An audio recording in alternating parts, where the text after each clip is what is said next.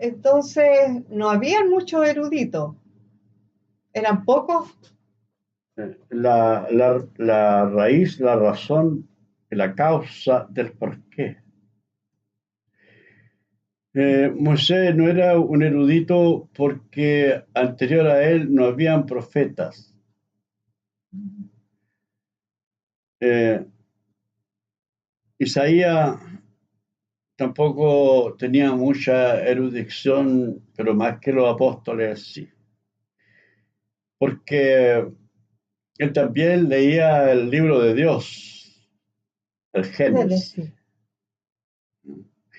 Sí. y se puede notar que, que era un escritor de su propio libro, pero había leído el Génesis y él decía inquirir en el libro de Jehová y leer se faltó alguno de ellos, de los animalitos, porque su boca mandó y lo reunió su mismo espíritu.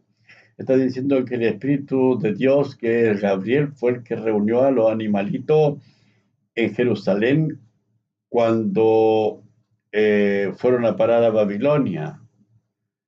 Y todavía no iban a parar a Babilonia, pero estaba profetizando eso. Pero leí el Génesis que así había sido. Y dice que leer en el libro de Jehová si faltó alguno de ellos, porque su boca mandó los mismos espíritus, los metió dentro del arca. Y para él, para Isaías, Jerusalén Era el el arca arca. de Noé, pero la verdad es que le faltó entender que él conocía Jerusalén, que tiene altas puertas, y el arca tenía una sola, por lo tanto estaba haciendo una comparación que no iba al caso. ¿Mm? Claro.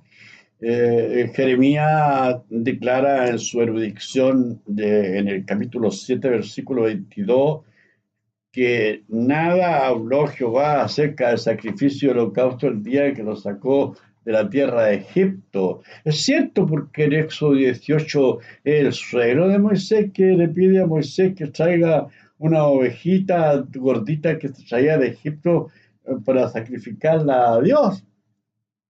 Y Moisés aprendió los sacrificios a Dios que hacía Jetro, que Sí. le ofrecía holocausto imitándole a Abel el justo, porque el caballero este leía el Génesis y leyó el Génesis 4, donde Abel mataba a lo mejor de sus ovejas, se las ofrecía a Dios, Adiós. y él no entendía que era una profecía de Adonía, el hijo de David, capítulo primero de Reyes, versículo 10.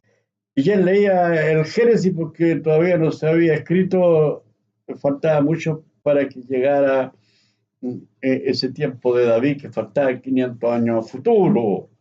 Y él creía que Adonía, que Abel era el justo, era hijo de Adán y Eva, y que él era el que le hacía sacrificio a Dios de los animalitos, porque a Dios le agradaban los sacrificios, salía olor a carnecita deliciosa, así que el olor grato, y que Caín le prendía incienso, le echaba humo nomás, y se puso celoso de su hermano y lo mató. Como historia. Claro, él veía el Génesis como historia y fue el primero que vio y hacía sacrificio. En Jeremías dice que no, porque nada hablé yo tocante al sacrificio del holocausto el día que los toqué en la tierra de Egipto. Pero Moisés le hacía caso a su suegro, y le tenía miedo al suegro, que no le fuera a quitar la señora. Y el miedo a Moisés se le cumplió porque selló a su hija Séfora, y se fue a su tierra de su parentela cuando Moisés volvió de Egipto. 40 años estuvo con Jetro y Jetro abandonó eh, esa zona donde vivía él, la montaña sagrada, eh, porque se le perdió el Génesis.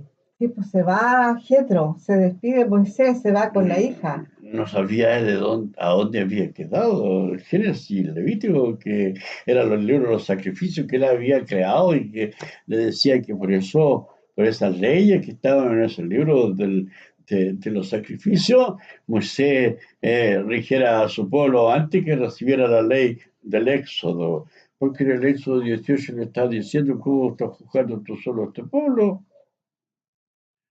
todavía no recibía en Éxodo 20 la ley. ¿Ah? Y él le habla de leyes, por las leyes que manejaba él.